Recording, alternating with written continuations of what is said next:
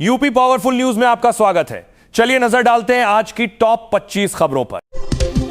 अयोध्या के राम मंदिर में चढ़ावे की कथित चोरी का मामला अब हाईकोर्ट तक पहुंच गया है। इस संबंध में एक जनहित याचिका पीआईएल दायर कर मामले की निष्पक्ष जांच के लिए न्यायिक आयोग गठित करने की मांग की गई है। याचिकाकर्ता ने आरोप लगाया है कि मंदिर के चढ़ावे और वित्तीय प्रबंधन में अनियमितताओं की जांच आवश्यक है। हाईकोर्ट से मामले में पारदर्शिता सुनिश्चित करने और तथ्यों को सामने लाने के लिए उचित निर्देश जारी करने की अपील की गई है। नीट री एग्जाम को निष्पक्ष और पारदर्शी तरीके से संपन्न कराने के लिए उत्तर प्रदेश में सुरक्षा के कड़े इंतजाम किए गए हैं। परीक्षा केंद्रों पर चप्पे चप्पे पर पुलिस और प्रशासन की निगरानी रहेगी। किसी भी तरह की अफवाह, पेपर लीक या अनुचित गतिविधि को रोकने के लिए सोशल मीडिया पर 24 घंटे नजर रखी जाएगी। अधिकारियों को सतर्क रहने के निर्देश दिए गए हैं ताकि परीक्षा शांतिपूर्ण और व्यवस्थित ढंग से संपन्न हो सके। समाजवादी पार्टी के सांसद अवधेश प्रसाद ने नीट परीक्षा, अयोध्या मंदिर में चढ़ावे में कथित चोरी, बेरोजगारी समेत अन्य मसले को लेकर केंद्र और बीजेपी को घेरा है। उन्होंने नीट की दोबारा परीक्षा को ड्रामा बताया और कहा कि गंभीर मुद्दों पर से ध्यान भटकाने के लिए सरकार यह सब कर रही है। उन्होंने कहा कि उनका मकसद राज्य के युवाओं को रोजगार देना या बेरोजगारी कम करना नहीं है। इसके साथ ही अवधेश प्रसाद ने प्रदेश में सपा की सरकार बनाने के लिए भी लोगों से अपील की।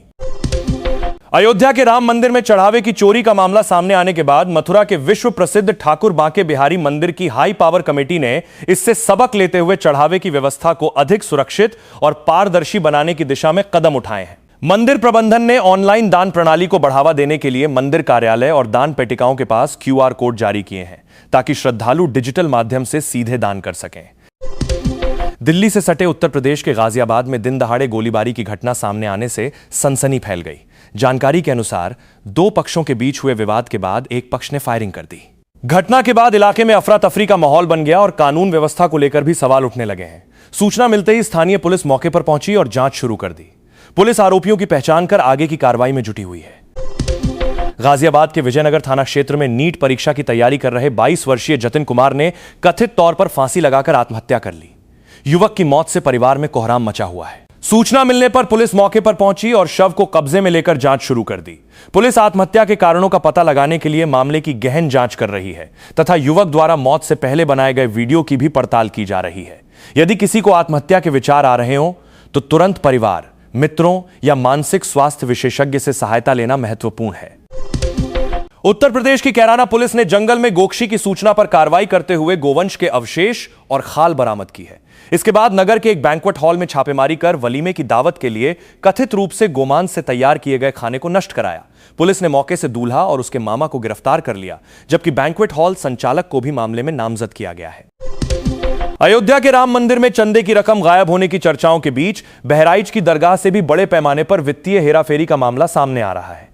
बहराइच जिले में स्थित वक्फ नंबर 19 दरगाह सैयद सालार मसूद गाजी दरगाह में भ्रष्टाचार और वित्तीय अनियमितताओं के आरोपों के सामने आने के बाद इसकी विशेष जांच दल एसआईटी की जांच की मांग की जा रही है। बीजेपी अल्पसंख्यक मोर्चा प्रदेश अध्यक्ष कुंवर बासित अली ने मुख्यमंत्री को पत्र लिखकर पूरे मामले की एसआईटी जांच की मांग की है। राम मंदिर चढ़ावा घोटाला मामले की जांच के लिए गठित एसआईटी ने अपनी जांच तेज कर दी है। एसआईटी की जांच में दान चढ़ावे की रसीद को लेकर बड़ा खुलासा हुआ है। एसआईटी की जांच में सामने आया है कि एक दानदाता को चढ़ावे की रसीद नहीं दी गई है। श्री राम जन्मभूमि ट्रस्ट के महासचिव चंपत राय के ड्राइवर रामशंकर यादव उर्फ टिन्नू यादव को लेकर एसआईटी का शक गहरा गया है।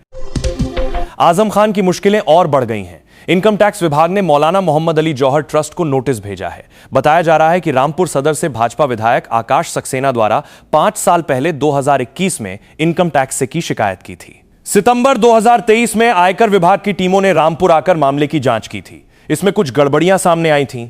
इनकम टैक्स विभाग द्वारा ताजा नोटिस 17 जून को भेजा गया है। मथुरा के जिला अस्पताल से मानवता को झकझोर देने वाली तस्वीर सामने आई है।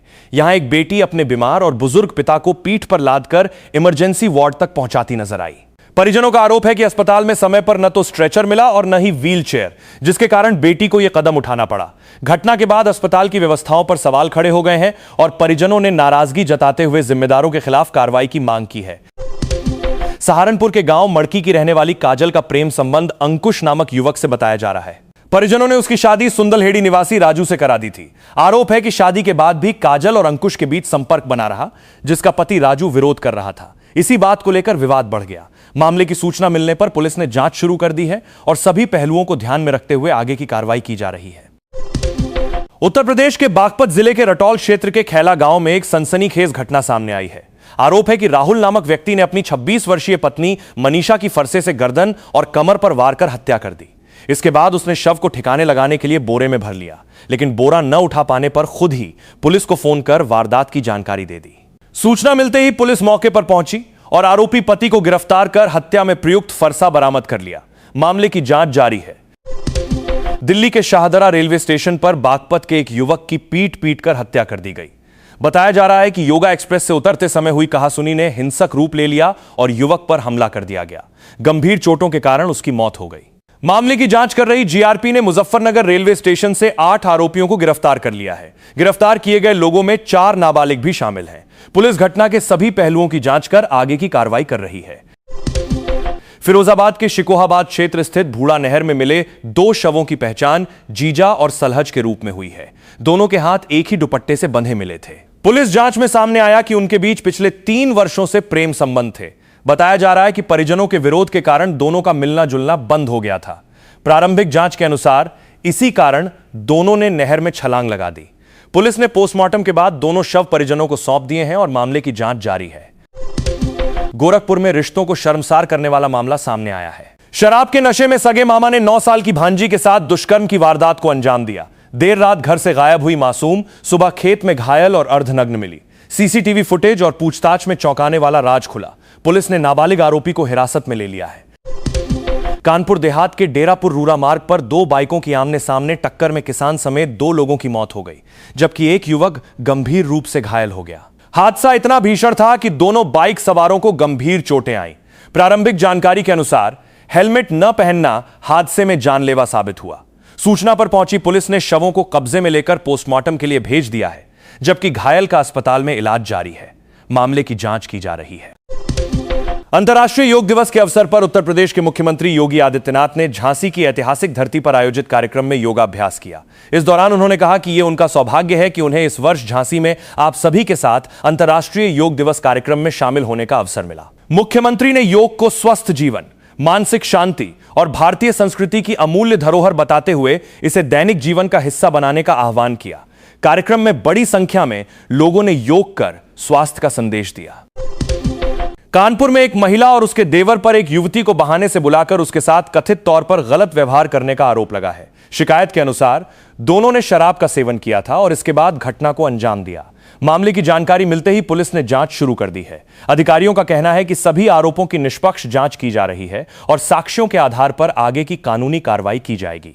आरोपी और पीड़ित पक्ष के बयान भी दर्ज किए जा रहे हैं। उत्तर प्रदेश के प्रतापगढ़ जिले में एक प्रेमी जोड़े की शादी चर्चा का विषय बनी हुई है। दाऊदपुर गांव की रहने वाली सानिया बानो और अमन कुमार पिछले 4 वर्षों से एक दूसरे से प्रेम करते थे। परिवार के विरोध के चलते मामला पुलिस तक पहुंच गया। इसके बाद दोनों पक्षों के बीच लंबी बातचीत और समझाइश का दौर चला। अंततः दोनों की सहमति से मंदिर में विवाह संपन्न कराया गया। शादी के बाद यह प्रेम कहानी पूरे इलाके में चर्चा का विषय बनी हुई है। बरेली के थाना भोजीपुरा इलाके में एक ऐसी घटना सामने आई जिसने पूरे इलाके को झकझोर कर रख दिया। शादी करने की इच्छा पूरी न होने और घरवालों के विरोध के बीच एक प्रेमी युगल ने खेत में जाकर जहरीला पदार्थ खा लिया। इस घटना में युवती की मौके पर ही मृत्यु हो गई, जबकि युवक ने हॉस्पिटल में इलाज के दौरान दम तोड़ दिया। घटना के बाद दोनों परिवारों में मातम का माहौल है। सूचना पर पहुंची पुलिस ने शव को कब्जे में लेकर पोस्टमार्टम के लिए भेज दिया है। यूपी के मऊ जिले में एक सड़क दुर्घटना और उसमें महिला की मौत के बाद माहौल तनावपूर्ण हो गया। दरअसल घोसी थाना इलाके के पिडवल बाजार में 4 पहिया वाहन की चपेट में आने से वाराणसी गोरखपुर नेशनल हाईवे पर एक महिला की जान चली गई थी। एक्सीडेंट की खबर फैलते ही लोकल लोगों में भारी गुस्सा फैल गया और उन्होंने महिला की बॉडी को सड़क पर रखकर नेशनल हाईवे जाम कर दिया। उत्तर प्रदेश के सहारनपुर जिले से एक दिल दहला देने वाली घटना सामने आई है। यहां शनिवार रात से लापता एक युवक और एक नवविवाहिता के शव गांव के बाहर खेत में पड़े मिलने से पूरे इलाके में सनसनी फैल गई है। शुरुआती जांच में मामला प्रेम प्रसंग के चलते जहरीला पदार्थ खाकर आत्महत्या करने का लग रहा है। पुलिस ने दोनों के शवों को कब्जे में लेकर पोस्टमार्टम के लिए भेज दिया है और मामले की गहनता से तफ्तीश कर रही है। उत्तर प्रदेश के मुरादाबाद जनपद से अतिरिक्त दहेज और घरेलू हिंसा का एक बेहद दर्दनाक मामला सामने आया है। मझोला थाना क्षेत्र के सम्राट अशोकनगर में शादी के महज 4-5 साल बाद ही अंजलि नाम की एक विवाहिता की संदिग्ध परिस्थितियों में मौत हो गई। मृतका के मायके वालों का गंभीर आरोप है कि ससुराल वालों ने अंजलि को जबरन जहरीला पदार्थ पिलाकर मौत के घाट उतारा है। हालत बिगड़ने पर महिला को अस्पताल में भर्ती कराया गया था, जहां इलाज के दौरान उसने दम तोड़ दिया। इस घटना के बाद से पीड़ित परिवार में कोहराम मचा हुआ है। बलिया जिले के एक पुलिस इंस्पेक्टर का विवादित बयान सामने आया है, जिसमें वो मुहर्रम को लेकर आयोजित पीस कमेटी की बैठक गुंडे माफियाओं को खुली चेतावनी देते नजर आ रहे हैं। वो कह रहे हैं कि पुराने वाले गुंडे मिट्टी में मिल गए हैं, जो नए पैदा होंगे वो भी मिट्टी में मिला दिए जाएंगे। उनका ये वीडियो अब तेजी से सोशल मीडिया पर वायरल हो रहा है, जिसकी लोग खूब आलोचना करते नजर आ रहे हैं। बरेली के बरेली कॉलेज में नीट री एग्जाम के दौरान एक छात्रा तन्वी तनाव के चलते बेहोश हो गई। उसे तुरंत निजी अस्पताल धनवंती तोमर में भर्ती कराया गया, जहां डॉक्टरों ने एंजाइटी की समस्या बताई। छात्रा की हालत अब स्थिर है और वो खतरे से बाहर है। ऐसी परीक्षाओं में छात्रों को मानसिक दबाव का सामना करना पड़ता है, जिससे स्वास्थ्य प्रभावित हो सकता है। उत्तर प्रदेश के देवरिया जिले से एक बेहद ही दर्दनाक घटना सामने आई है, जहां फादर्स डे से पहले पिता पुत्र की मौत हो गई। इस घटना से पूरे इलाके में दुख का माहौल है। दरअसल बड़े बेटे की मौत से दुखी पिता सुसाइड करने के लिए रेलवे ट्रैक पर पहुंचे थे। छोटा बेटे भी उनके पीछे पीछे ट्रक तक पहुंच गया। छोटा बेटा पिता को समझाते हुए पटरी से हटाने की कोशिश कर ही रहा था, तभी ट्रेन से कटकर दोनों की ही मौत हो गई। उत्तर प्रदेश के मुख्यमंत्री योगी आदित्यनाथ ने हमीरपुर में एक जनसभा को संबोधित करते हुए पिछली सरकारों पर निशाना साधा। उन्होंने कहा कि पहले जनता के पैसे का उपयोग सीमित कार्यों में किया जाता था, जबकि अब वही धन विकास, परियोजनाओं, बुनियादी सुविधाओं और जनकल्याणकारी योजनाओं पर खर्च हो रहा है। मुख्यमंत्री ने दावा किया कि उनकी सरकार प्रदेश में सड़क, बिजली, पानी, शिक्षा और स्वास्थ्य जैसी सुविधाओं को मजबूत करने के लिए लगातार काम कर रही है। उनके इस बयान को लेकर राजनीतिक चर्चाएं तेज हो गई हैं। उत्तर प्रदेश में स्मार्टफोन और डिजिटल सेवाओं के बढ़ते इस्तेमाल का असर बैंकिंग व्यवस्था पर भी साफ दिखाई देने लगा है। पिछले 2 वर्षों में मोबाइल बैंकिंग उपयोगकर्ताओं की संख्या में रिकॉर्ड बढ़ोतरी दर्ज की गई है। मार्च 2024 के मुकाबले मार्च 2026 तक मोबाइल बैंकिंग ग्राहकों की संख्या 5 करोड़ 2 लाख से बढ़कर 10 करोड़ 54 लाख पहुंच गई। यानी इस अवधि में 110% की वृद्धि हुई है। इससे प्रदेश में डिजिटल लेन देन का दायरा तेजी से बढ़ा है और लोगों का रुझान ऑनलाइन बैंकिंग सेवाओं की ओर बढ़ा है। कौशांबी के सिराथू क्षेत्र स्थित चक बख्तियाराम गांव में शनिवार शाम उस समय मातम छा गया, जब सड़क हादसे में जान गंवाने वाले विवेक द्विवेदी का शव उनके घर पहुंचा। पति का शव देखते ही गर्भवती पत्नी प्राची बेसुध होकर जमीन पर गिर पड़ी। परिजनों और घर की महिलाओं ने उन्हें संभालने की कोशिश की, लेकिन पूरे घर में चीख पुकार और गम का माहौल बना रहा। विवेक की असमय मौत से परिवार और गांव में शोक की लहर दौड़ गई है।